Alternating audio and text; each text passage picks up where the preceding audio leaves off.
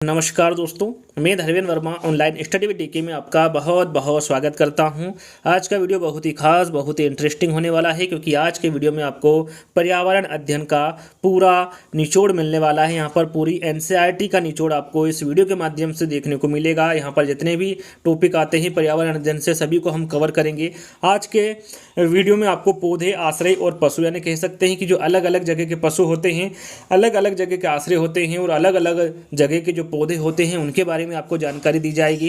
एक सीरीज यहाँ पर स्टार्ट की है जिसमें आपको पूरी एनसीईआरटी का निचोड़ दिया जा रहा है, जिसमें आज यहाँ पर 3 टॉपिक के बारे में हम बात करेंगे, पौधे, आश्रय और पशु के बारे में। तो आपको स्किप नहीं करना है, वीडियो को पूरा देखना है और अंत में हमें जरूर बताना है कि आज का जो वीडियो है वो आपको कैसा लगा। यहाँ पर चित्र के माध्यम से भी आपको समझाया जाएगा। तो सबसे पहले आपको क्या करना है, देखिए काफ़ी मेहनत लगी मुझे इस पीडीएफ को बनाने में, और ये पीडीएफ आपको चाहिए तो मैं आपको बता दे रहा हूँ कि इस पीडीएफ को यदि आपको प्राप्त करना है तो आप हमारे ऐप्स टेट सक्सेस के माध्यम से इसको प्राप्त कर सकते हैं, जिसके लिंक आपको डिस्क्रिप्शन में मिल जाएगी। तो 2 दिन मुझे इस पीडीएफ को तैयार करने में लगे। ऐसा नहीं कि पूरे दिन ही तैयार की, जो भी मेरे को समय मिला उसमें इसको तैयार किया, लेकिन 2 दिन मुझे लग गए हैं इसको तैयार करने में। तो आपको कुछ भी नहीं करना है, 3 कार्य आपको जल्दी से करना है, वो भी बिल्कुल फ्री में होंगे। इस वीडियो को सबसे पहले लाइक करना है, फिर इसके बाद इसको शेयर करना है, और जो भी इस वीडियो को देख रहे हैं सभी को चैनल को सब्सक्राइब कर लेना है।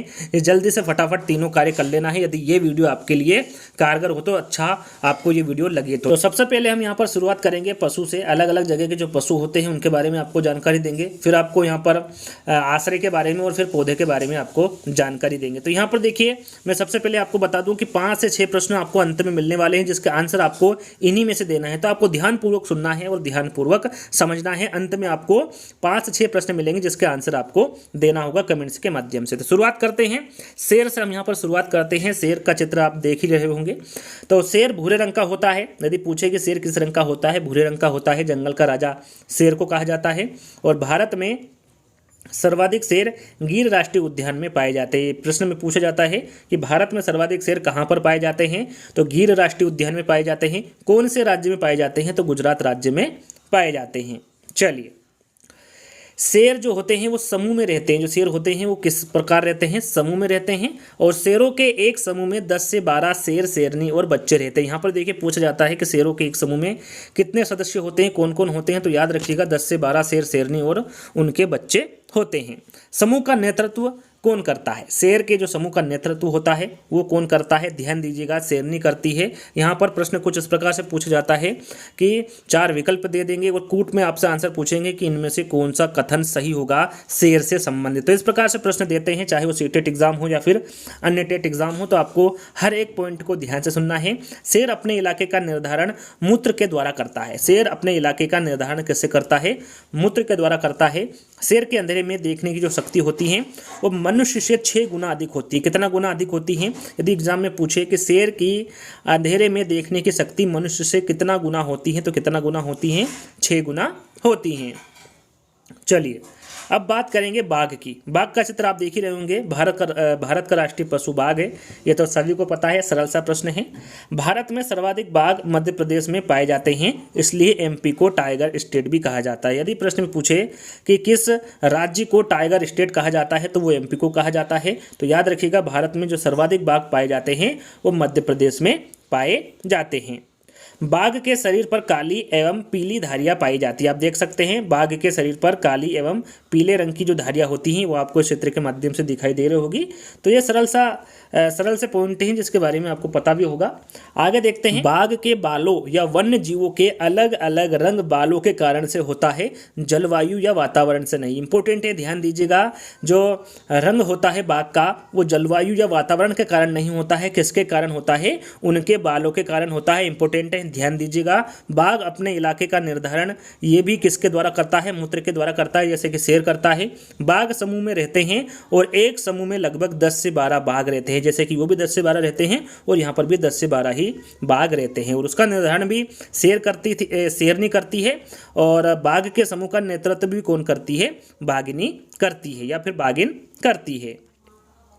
बाघ को नर बच्चा 3 से 4 वर्ष की उम्र में अपने समूह को छोड़ देता है। प्रश्न में पूछा जाता है कि जो बाघ का नर बच्चा होता है वो किस उम्र में अपने समूह को छोड़ देता है, तो आपको याद होना चाहिए 3 से 4 वर्ष की उम्र में अपने समूह को छोड़ देता है बाघ का नर बच्चा। बाघ का जन्म के समय बच्चे का जो वजन होता है वो कितना होता है? तो ध्यान दीजिएगा, ये 2 से 2.5 किलोग्राम का होता है। बाघ की दहाड़ 3 किलोमीटर दूर तक सुनाई देती है। बाघ अंधेरे में भी अपनी मूंछों के माध्यम से रास्ता बना लेता है। किसके माध्यम से रास्ता बनाता है? अपनी मूंछों के माध्यम से रास्ता बना लेता है। बाघ जंगल में पत्तियों में सरसराहट या हिलने के कारण दूर से ही पहचान जाता है कि जो पत्तियों में हिलने का सरसराहट है वो किस कारण होता है, किसी जीव के कारण है या फिर हवा के कारण है। बाघ ऐसा इसलिए कर पाता है क्योंकि बाघ के कान कई दिशाओं या चारों दिशाओं में गति कर सकते हैं। इंपॉर्टेंट है, ध्यान दीजिएगा, ये किस लिए करते हैं? क्योंकि बाघ के कान कई दिशाओं या चारों दिशाओं में गति कर सकते हैं।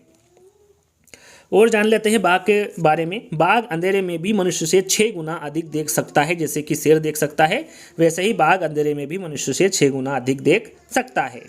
बाघों की आबादी तेजी से घट रही है। क्यों घट रही है? इसका मुख्य कारण है बाघों का अवैध शिकार एवं प्राकृतिक आवासों का निवास, इसलिए बाघों की आबादी तेजी से घट रही है।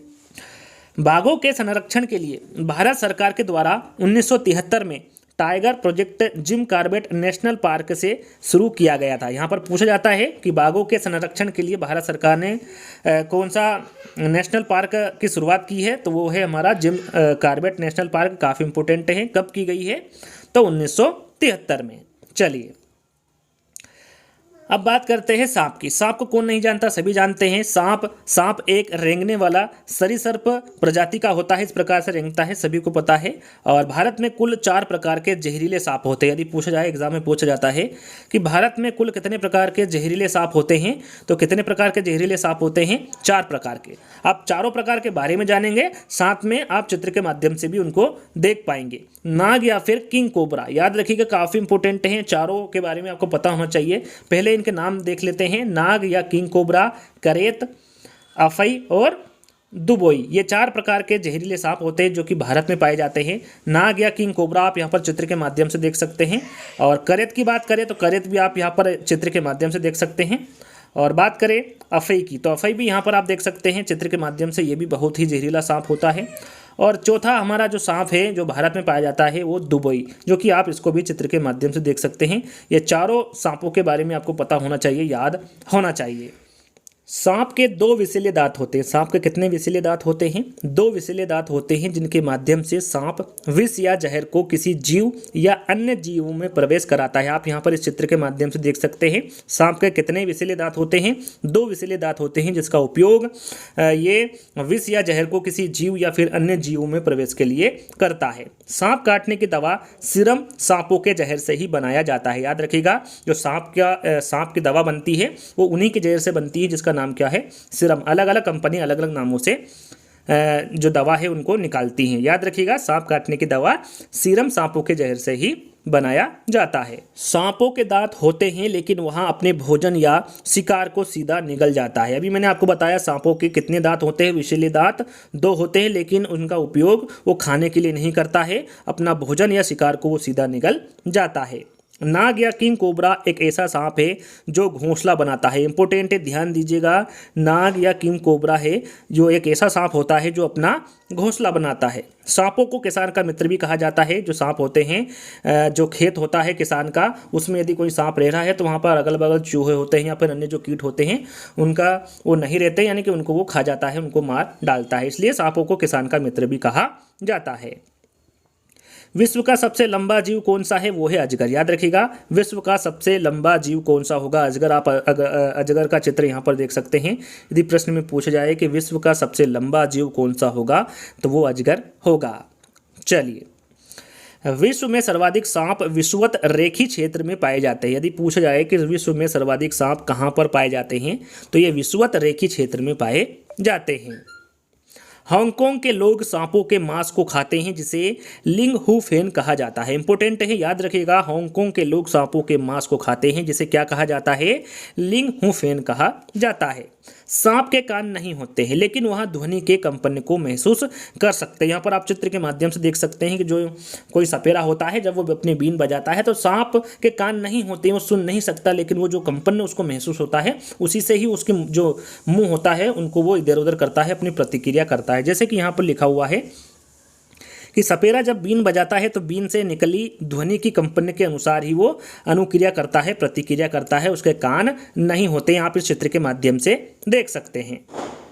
चलिए अब हम स्लॉथ के बारे में जानेंगे। स्लॉथ होता क्या है? देखिए स्लॉथ ये जो भालू हैं उसी की तरह दिखता है, लेकिन भालू नहीं होता। याद रखिएगा, भालू जैसा दिखता है लेकिन भालू नहीं होता है। स्लॉथ सप्ताह में एक दिन सोच के लिए नीचे उतरता है। जो जो स्लॉथ होता है वो सप्ताह में सिर्फ एक ही दिन सोच के लिए नीचे उतरता है।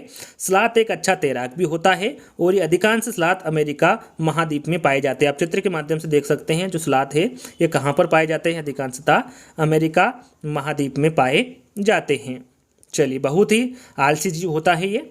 स्लॉथ पेड़ों पर उल्टे लटक कर मस्ती में 17 घंटे सोते। कितना घंटे सोते? 17 घंटे। 24 घंटे में से 17 घंटे सिर्फ ये सोता ही रहता है। स्लॉथ जिसे पेड़ पर रहता है उसी पेड़ की पत्तियां को खाता है। जिस पेड़ पर स्लॉथ रहता है उसी पेड़ की पत्तियां ये खाता है। और इनकी आयु कितनी होती है स्लॉथ की? तो ये 40 वर्ष तक जीवित रहता है।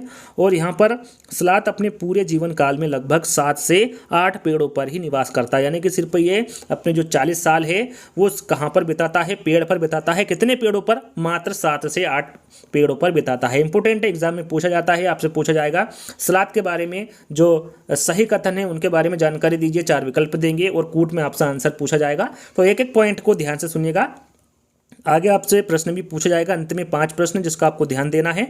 यहाँ पर अब बात करेंगे मकड़ी की। मकड़ी को कौन नहीं जानता? सभी के घरों में पाई जाती है मकड़ी, आपने देखा होगा। मकड़ी आर्थ्रोपोडा संघ का जीव है। एग्जाम में पूछा गया है मकड़ी किस प्रकार का जीव है, किस संघ का जीव है? तो ये आर्थ्रोपोडा संघ का जीव है। मकड़ी को कीट वर्ग का अपवाद माना जाता है। मकड़ी को कीट वर्ग का अपवाद माना जाता है क्योंकि कीट के 6 पैर होते हैं जबकि मकड़ी के 8 पैर होते हैं। देखिए इंपॉर्टेंट हैं, यदि पूछा जाए कि कीट में जो मकड़ी है इसके कितने पैर होते हैं तो 8 पैर होते हैं। और अन्य जो कीट हैं उनके कितने पैर होते हैं? तो उनके 6 पैर होते हैं। मकड़ी को सामाजिक कीट वर्ग में भी सम्मिलित नहीं किया जाता। कहने का मतलब है जो चींटी हैं वो एक समूह में रहती हैं, लेकिन जो मकड़ी है ये समूह में रहना पसंद नहीं करती हैं। एक प्रश्न भी पूछा गया था कि कौन सा कीट है या फिर कौन सा जानवर है जो समूह में रहना पसंद नहीं करता है, वो कौन सा होगा? मकड़ी होगा। मकड़ी को सामाजिक कीट वर्ग में भी सम्मिलित नहीं किया गया है, या अकेला रहना पसंद करता है या फिर करती है। रेशम का कीड़ा आपने देखा होगा, यहाँ पर आप चित्र के माध्यम से भी देख सकते हैं।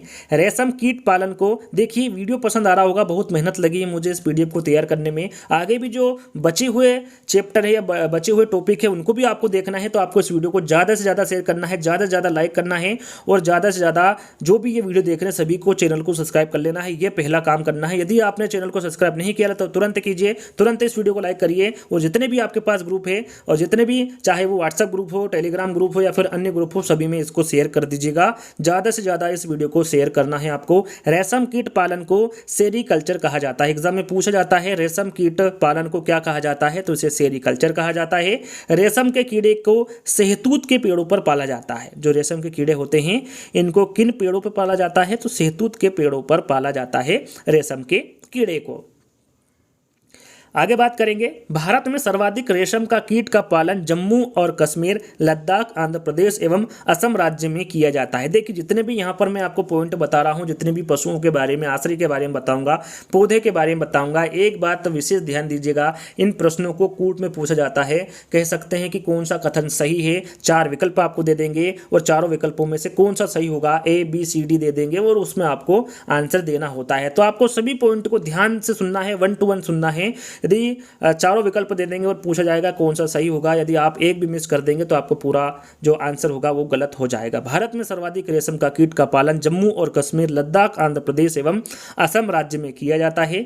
नर, याद रखिएगा, नर रेशम कीट अपनी मादा को कई किलोमीटर दूर रहकर भी उसकी गंध से उसको पहचान लेता है। जो नर होता है, जो नर रेशम कीट होता है वो अपनी मादा को कई किलोमीटर दूर तक रहकर भी उसकी गंध से उनको पहचान लेता है या फिर पहचान जाता है। नोट, आप यहाँ पर नोट देख सकते हैं कि जो रेशम साड़ी, यदि पूछा जाए कि जो रेशम की साड़ी है वो ज़्यादातर कहाँ पर प्रचलित है, तो रेशम की जो साड़ी है ये पोचमपल्ली एवं कलमकरी आंध्र प्रदेश में प्रचलित है। यदि पूछा जाए, एकदम पूछा जाता है कि रेशम की साड़ी है वो कहाँ पर अधिक प्रचलित है, तो ये पोचमपल्ली एवं कलमकरी आंध्र प्रदेश में प्रचलित है रेशम की साड़ी। तो इस बात का भी आपको ध्यान रखना है।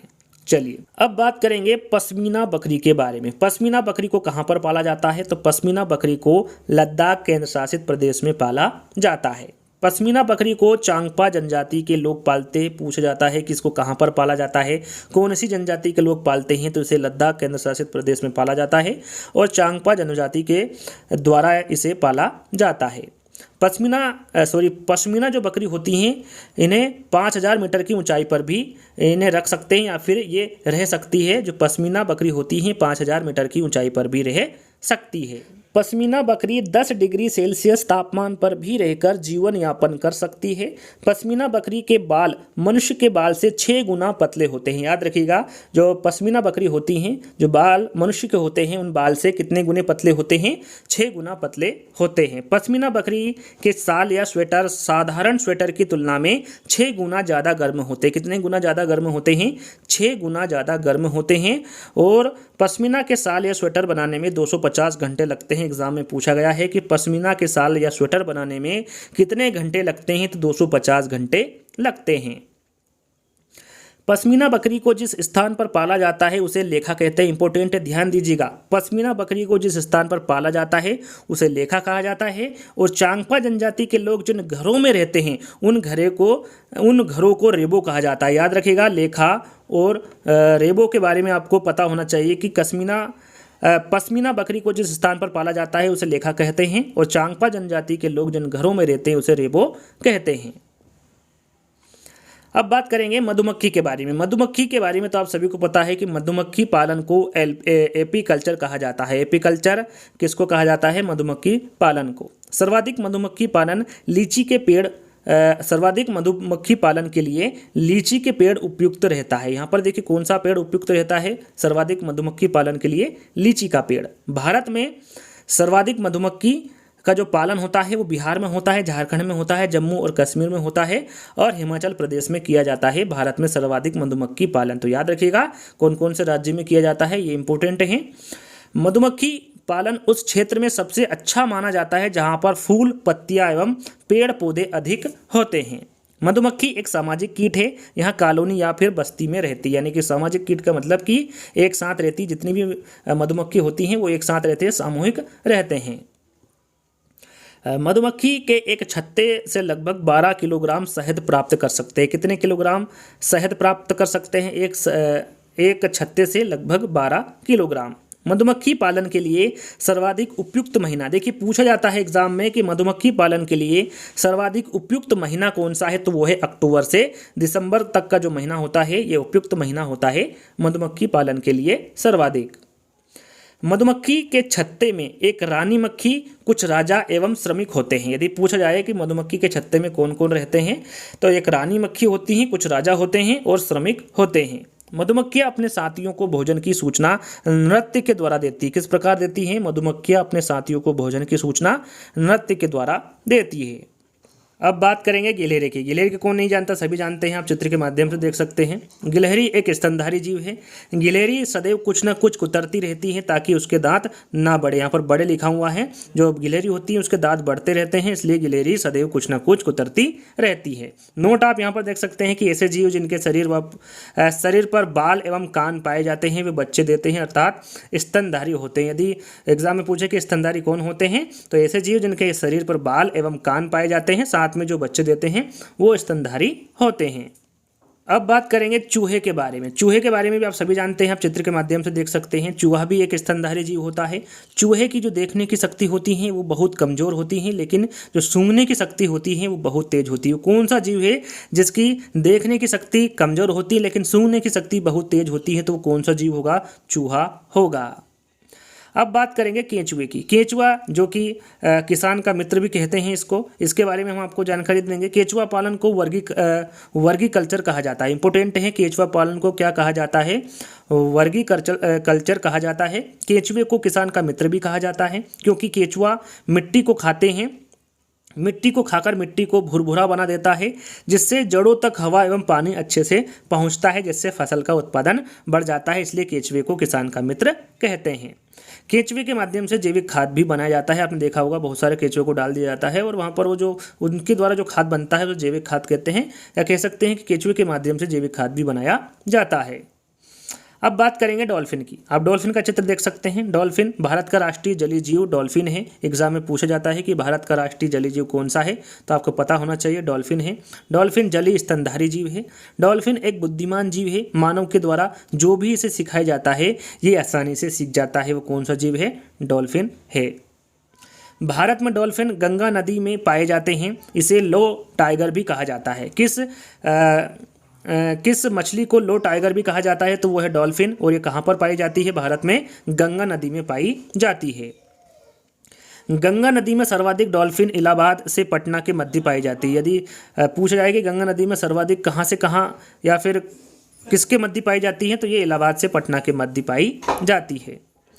डॉल्फिन भिन्न भिन्न प्रकार की ध्वनि तरंगों को निकालती है। जब शत्रु हमला करता है तो उसकी अलग ध्वनि निकालती है, और जब उसको मित्र से मिलना होता है तो वो अलग ध्वनि निकालती है। कौन? डॉल्फिन।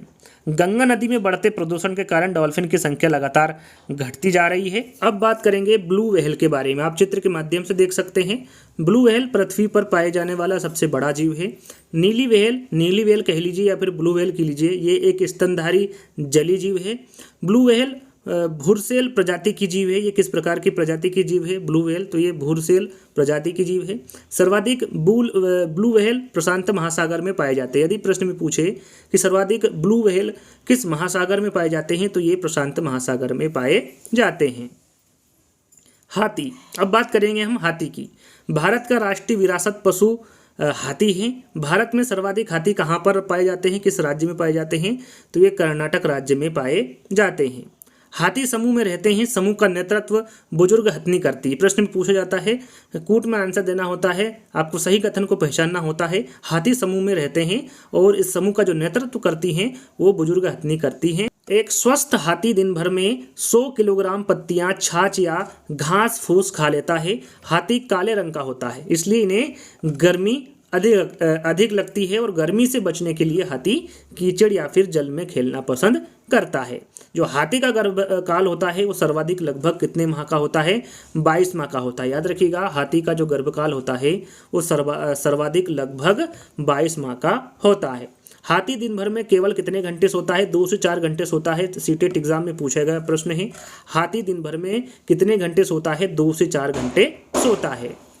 स्थलखंड में पाए जाने वाला ये सबसे बड़ा जीव है हाथी। स्थलखंड में पाए जाने वाला सबसे बड़ा जीव कौन सा होगा? हाथी होगा।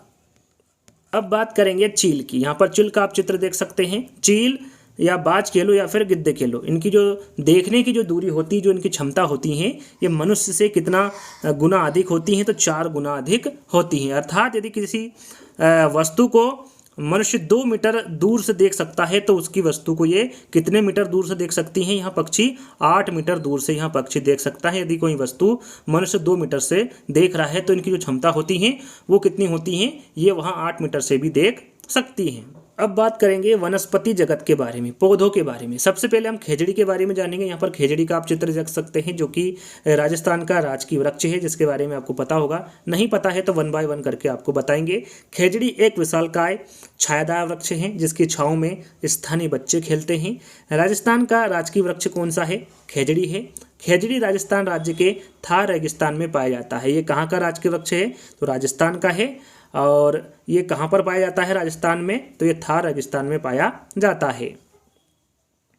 खेजड़ी की जो जड़ें होती हैं वो गहरी होती हैं और इनको कम पानी में भी ये रह सकती हैं। खेजड़ी के छाँव में स्थानीय बच्चे खेलते कूदते हैं।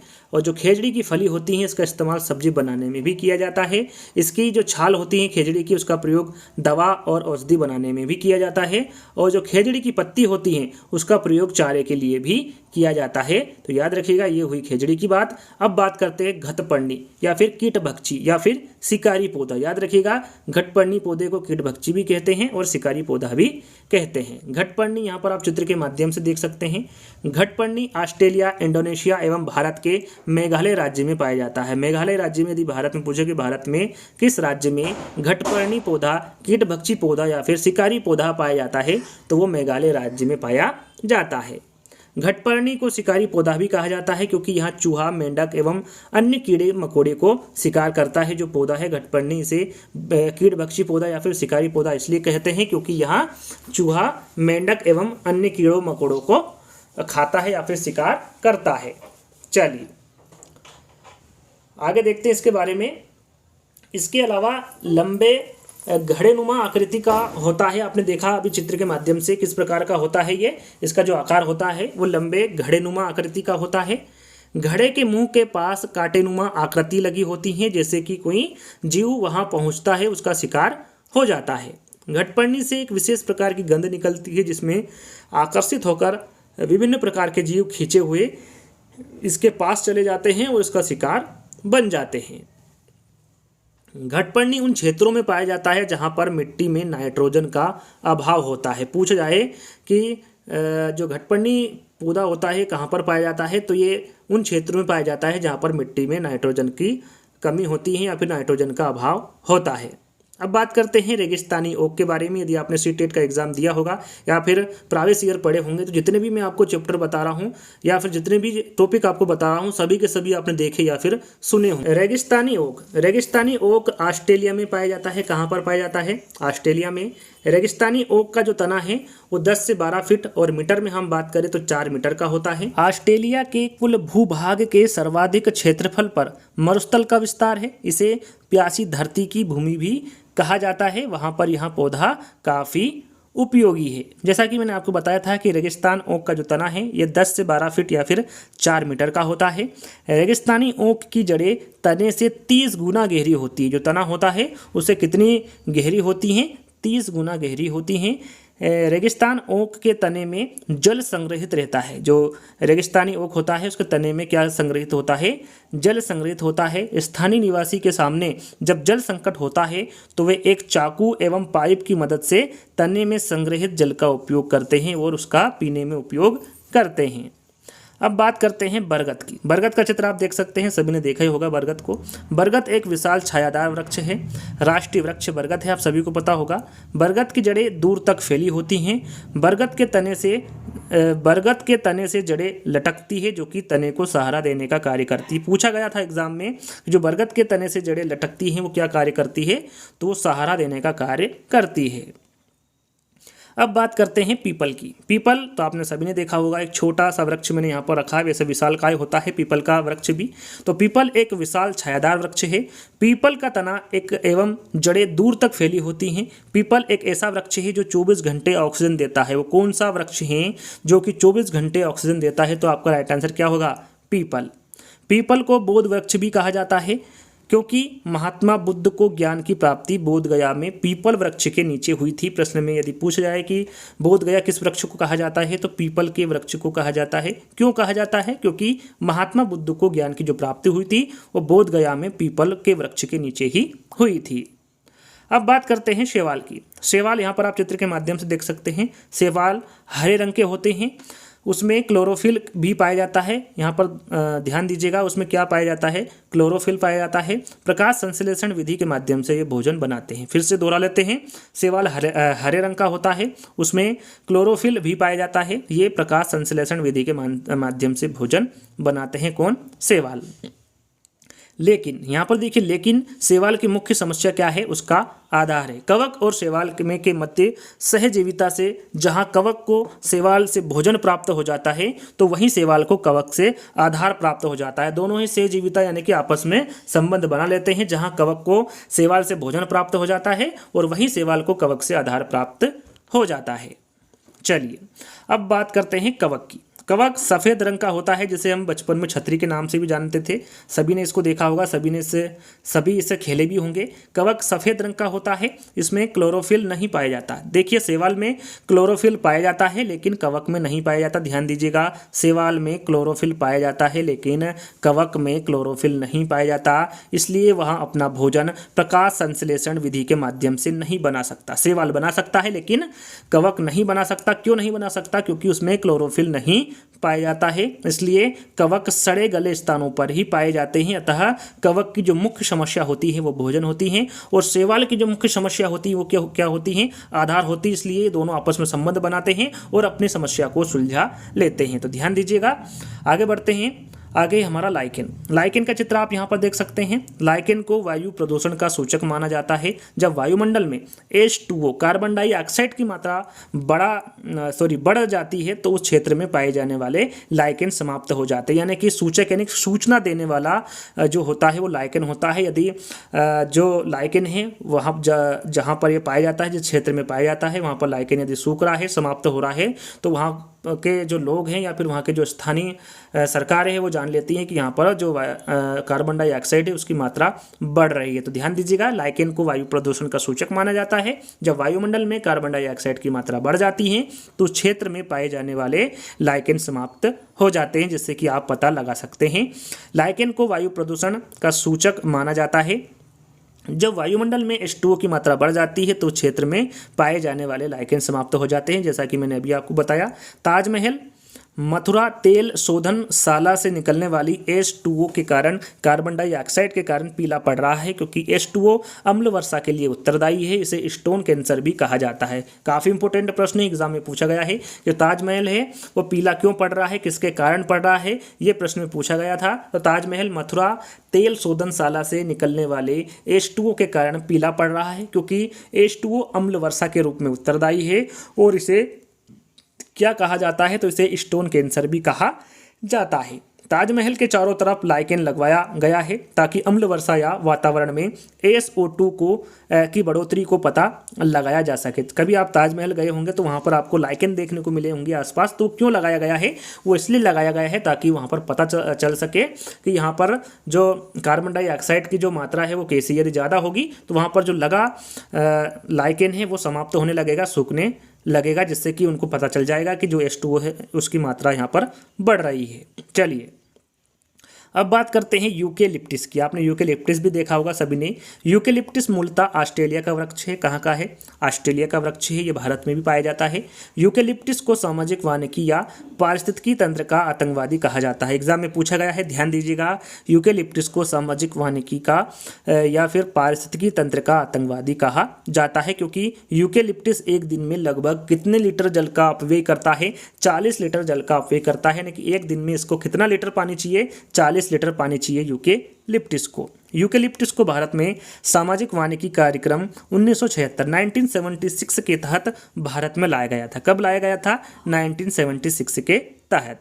चलिए अब बात करते हैं जट्रोफा की। जट्रोफा का यहाँ पर आप चित्र देख सकते हैं। जट्रोफा मुख्यतः ब्राज़ील का पौधा है। कहाँ का है ये, ब्राज़ील का है। जट्रोफा से बायोडीजल बनाया जाता है। इंपॉर्टेंट है, किससे बायोडीजल बनाया जाता है, तो आपका राइट आंसर क्या होगा, जट्रोफा से। जट्रोफा की खेती उन क्षेत्रों में किया जा सकता है जो शुष्क या फिर मरुस्थलीय क्षेत्र हैं, और भारत में जट्रोफा के स्थान पर बायोडीजल के लिए करंज एवं पोगोमियो का इस्तेमाल किया जाता है। यानी कि कह सकते हैं जो बायोडीजल के लिए उपयोग किया जाता है, जहाँ पर जट्रोफा उपयोग होता है ब्राज़ील में या फिर अन्य देश में, वहाँ पर भारत में किसका उपयोग किया जाता है, इस्तेमाल किया जाता है, करंज एवं पोगोमिया का इस्तेमाल किया जाता है भारत में। क्रोटन। अब बात करते हैं क्रोटन की। आप क्रोटन को देख सकते हैं। क्रोटन को जल का प्राकृतिक सूचक माना जाता है। जल का प्राकृतिक सूचक किसे माना जाता है, क्रोटन को माना जाता है। क्रोटन को मुख्य फसल के साथ लगा दिया जाता है। तो मुख्य फसल की सिंचाई कब करना है, इसकी सूचना क्रोटन दे देता है, क्योंकि क्रोटन की जो जड़ें होती हैं वो गहरी नहीं होती हैं, इसलिए क्रोटन का जो मुख्य फसल के साथ इसको लगा दिया जाता है, ताकि जो मुख्य फसल होती है उसकी सिंचाई कब करना है इसका क्रोटन के द्वारा पता लगाया जा सकता है। और जल संकट होने पर बहुत जल्दी सूख जाता है, जिससे पता चल जाता है कि मुख्य फसल की सिंचाई करना है या फिर नहीं। जैसा कि अभी मैंने आपको लाइकेन के बारे में बताया था, वैसे ही काम कौन करता है, यहाँ पर क्रोटन करता है। वो वहाँ पर कार्बन डाइऑक्साइड के बारे में पता लगाता है, और ये प्राकृतिक सूचना यानी कि जल के बारे में पता लगाता है कि जल आएगा या फिर नहीं। यदि कह सकते हैं कि क्रोटन को मुख्य फसल के साथ इसलिए लगाया जाता है ताकि वो ये पता लगा सके कि इसकी जो फसल की सिंचाई करना है वो कब करना है। यदि जल संकट होने वाला है तो बहुत जल्दी सूख जाता है, जिससे आप पता लगा सकते हैं या फिर आपको पता चल जाएगा कि आपकी जो फसल है उसको आपको अब सिंचाई देना है, पानी उनमें लगाना है। चलिए अब बात करते हैं मानव आवास की। अब बात करेंगे हम आश्रय की। तो सबसे पहले हम यहाँ पर लकड़ी के घर के बारे में जानेंगे। आप चित्र के माध्यम से लकड़ी का घर देख सकते हैं। लकड़ी के घर वर्षा बाहुल्य वाले क्षेत्रों में बनाए जाते हैं। भारत में लकड़ी के घर कहाँ पर बनाए जाते हैं? मुख्यतः असम, मेघालय, मणिपुर, त्रिपुरा आदि राज्यों में बनाए जाते हैं, या फिर कह सकते हैं कि पूर्वोत्तर राज्यों में बनाए जाते हैं। याद रखिएगा, इंपॉर्टेंट है, लकड़ी के घर वर्षा बाहुल्य वाले क्षेत्रों में बनाए जाते हैं। भारत में लकड़ी के घर मुख्यतः असम, मेघालय, मणिपुर, त्रिपुरा आदि राज्यों में बनाए जाते हैं, या फिर पूर्वोत्तर राज्य भी आप कह सकते हैं। पूर्वोत्तर राज्यों में वर्षा अधिक होती है, इसलिए वहाँ जंगल अधिक हैं, वहाँ पर लकड़ी की प्रचुरता है, इसलिए इन लकड़ी का उपयोग करते हैं और घर बनाते हैं। लकड़ी के घर ढाल युक्त क्षेत्रों में और 10 से 12 फीट की ऊंचाई पर बनाए जाते हैं। लगभग मीटर में हम जाने तो 3 मीटर या फिर 3.5 मीटर के घर होते हैं। पूर्वोत्तर के राज्य में बांस को हरा सोना कहा जाता है। इंपोर्टेंट है, पूर्वोत्तर राज्य में बांस को क्या कहा जाता है? तो हरा सोना कहा जाता है। लकड़ी के घर बांस के मजबूत खंभों से बनाया जाता है। लकड़ी के घर बांस के मजबूत खंभों पर बनाया जाता है। लकड़ी के घरों की दीवारें, फर्श एवं छत लकड़ी के ही बने होते हैं। जो फर्श और दीवार होती हैं वो भी किससे बनी होती हैं? लकड़ी से ही बनी होती हैं। अब बात करते हैं लकड़ी एवं पत्थर के घर। आपने लकड़ी और पत्थर के घर देखे होंगे, तो यहाँ पर आप देख सकते हैं कि लकड़ी एवं पत्थर के घर, यहाँ पर सबसे पहले आप चित्र देख सकते हैं। लकड़ी एवं पत्थर के घर भारत में मुख्यतः पर्वतीय क्षेत्रों में, जैसे कि हिमाचल प्रदेश, कुल्लू मनाली, लद्दाख केंद्र शासित प्रदेश हैं, और जम्मू कश्मीर एवं उत्तराखंड राज्य में बनाया जाता है। यहाँ पर आपको पता होना चाहिए कि मुख्यतः जो लकड़ी के घर है या फिर लकड़ी एवं पत्थर के घर है कहाँ पर बने होते हैं भारत में? तो ये हिमाचल प्रदेश, लद्दाख, जम्मू कश्मीर एवं उत्तराखंड में बने होते हैं लकड़ी एवं पत्थर के घर। आगे हम बात करेंगे कि पर्वतीय क्षेत्रों में मुख्य चुनौती निम्न है। यहाँ पर क्या चुनौती है जिससे कि पत्थर एवं लकड़ी के घर बनाए जाते हैं? यहाँ पर बादल फटना, या अत्यधिक बारिश होना, भूकंप आना, बर्फबारी होना, चट्टानों का खिसकना आदि पर्वतीय क्षेत्रों में लकड़ी एवं पत्थर के घर द्विमंजिल बनाए जाते हैं। यहाँ पर पर्वतीय क्षेत्रों में लकड़ी एवं पत्थर के घर कितने मंजिल बनाए जाते हैं? लगभग द्विमंजिल बनाए जाते हैं। पहली मंजिल पर ये लोग अपने पशुओं एवं सामानों को रखने के लिए इस्तेमाल करते हैं, जबकि जो दूसरी मंजिल होती हैं ये यहाँ पर खुद रहते हैं। यहाँ के जो लोग जिन्होंने घर बनाया है वो उसमें रहते हैं। पर्वतीय क्षेत्रों में घरों की नींव को मजबूत रखा जाता है एवं दीवारों को पत्थर से बनाया जाता है। जो दीवार होती हैं वो पत्थर की बनी होती हैं, और जो घर की नींव होती हैं उसको ये मजबूत बनाते हैं। पर्वतीय क्षेत्रों में घरों के जो फर्श होते हैं वो लकड़ी के बनाए जाते हैं, क्योंकि लकड़ी उष्मा की कुचालक होती हैं, इसलिए जो फर्श होता है वो लकड़ी का बनाया जाता है। आगे बात करेंगे मिट्टी के घर के बारे में। मिट्टी के घर मुख्यतः उन क्षेत्रों में बनाए जाते हैं जहां पर गर्मी अधिक पड़ती है। कहां पर बनाए जाते हैं मिट्टी के घर? मुख्यतः जहां पर गर्मी अधिक पड़ती है। मिट्टी के घर भारत में मुख्यतः राजस्थान एवं उत्तर भारत में बनाए जाते हैं। कहां पर बनाए जाते हैं मिट्टी के घर? राजस्थान एवं उत्तर भारत में बनाए जाते हैं। मिट्टी की घरों की दीवारें बहुत मोटी होती हैं ताकि सूर्य की जो उष्मा है वो घरों में प्रवेश ना करे, जो गर्मी है वो अंदर ना आ सके सूर्य की, इसलिए जो मिट्टी की घरों की दीवारें होती हैं वो कैसी होती हैं? बहुत मोटी होती हैं। मिट्टी की घरों की छत को घास फूस या फिर लकड़ी का बनाया जाता है। मिट्टी के घरों की छतों को ढाल युक्त रखा जाता है ताकि वर्षा का जल छतों पर संग्रहित हो सके। इस प्रकार ढलानू बनाया जाता है उसके जो छत होती हैं, ताकि जो बरसात होती है वो यहाँ से आके नीचे गिर सके या फिर छतों पर संग्रहित ना हो वर्षा का जल। मिट्टी के घरों का जो फर्श होता है वो समय समय पर गोबर से लीपा जाता है। एग्जाम में पूछा गया है क्यों लीपा जाता है मिट्टी के घरों में फर्श का जो समय समय पर लीपा जाता है गोबर से, वो क्यों लीपा जाता है? सीटेट एग्जाम में पूछा गया है। तो क्यों लीपा जाता है? ताकि घरों में कीड़े मकोड़े प्रवेश ना करे, इसलिए मिट्टी के घरों में समय समय पर गोबर से लीपा जाता है। यह सीटेट एग्जाम में पूछा गया प्रश्न है। मिट्टी के घरों की दीवारों को समय समय पर मिट्टी से, यह भी मैंने आपको बता दिया है, समय समय पर मिट्टी एवं गोबर से लीपा जाता है ताकि दीवारें भी मजबूत रहे। चलिए अब बात करते हैं बर्फ़ के घर। आपने बर्फ़ के घर देखे होंगे, नहीं देखा तो आप इस चित्र के माध्यम से देख सकते हैं।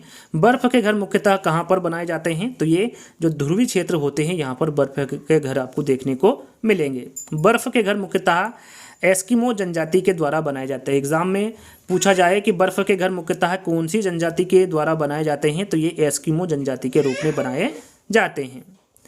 बर्फ़ के घर को इग्लू कहते हैं। आपको सभी को पता होगा, आपने पढ़ा होगा, बर्फ़ के घर को क्या कहते हैं? इग्लू कहते हैं। बर्फ़ के घरों की दीवारें बर्फ़ के टुकड़ों से बनाई जाती है। बर्फ़ की जो घर की दीवार हैं वो किससे बनाई जाती हैं? बर्फ़ के टुकड़ों से बनाई जाती हैं। बर्फ के घरों की दीवारें दोहरीकरण से मुक्त होती हैं ताकि घरों की उष्मा बाहर ना निकले। बर्फ के घरों के दरवाजे बहुत छोटे रखे जाते हैं ताकि ठंडी एवं बर्फीली हवाएं घरों में प्रवेश ना करें। एस्किमो जनजाति के लोग उच्च मांसाहारी होते हैं। यहाँ पर जो एस्किमो जनजाति के लोग होते हैं वो किस प्रकार के लोग होते हैं? ये उच्च मांसाहारी लोग होते हैं। अब हम हाउस बोट की बात करेंगे। हाउस बोट आप यहाँ पर चित्र के माध्यम से देख सकते हैं। हाउस बोट या नाव पर घर मुख्यतः जम्मू कश्मीर एवं केरल राज्य में बनाए जाते हैं। कहाँ पर बनाए जाते हैं हाउस बोट? ये मुख्यतः जम्मू कश्मीर और केरल में बनाए जाने वाले घर हैं। जम्मू कश्मीर में मुख्यतः डल झील एवं उलर झील में बनाए जाते हैं। यहाँ पर पूछा जाए कि जम्मू कश्मीर में यह मुख्यतः किस झील में बनाए जाते हैं, तो डल झील में और बुलर झील में ये बनाए जाते हैं। हाउस बोट की दीवारें एवं छतों में सुंदर नक्काशी किया जाता है ताकि सैलानियों को अधिक से अधिक आकर्षित किया जा सके। अब बात करते हैं लेखा एवं रेबो के बारे में। लेखा और रेबो के बारे में थोड़ी देर पहले ही मैंने बताया था। अब अपने को घर के बारे में जानकारी आपको देना है। चांगपा जनजाति के द्वारा जिन अस्थायी घरों में निवास किया जाता है उसे क्या कहते हैं? रेबो कहा जाता है। यहाँ पर आप चित्र के माध्यम से देख सकते हैं। चांगपा जनजाति के द्वारा जिन अस्थायी घरों में निवास किया जाता है उसे क्या कहते हैं? रेबो कहा जाता है। और चांगपा जनजाति के द्वारा जिन घरों में अपनी पश्मीना बकरी को पालते हैं उसे क्या कहते हैं? लेखा कहा जाता है। मैंने थोड़ी देर पहले ही बताया था। जहाँ पर वो रहते हैं उसे रेबो कहते हैं और जहाँ पर पश्मीना बकरी को रखा जाता है उसे लेखा कहते हैं।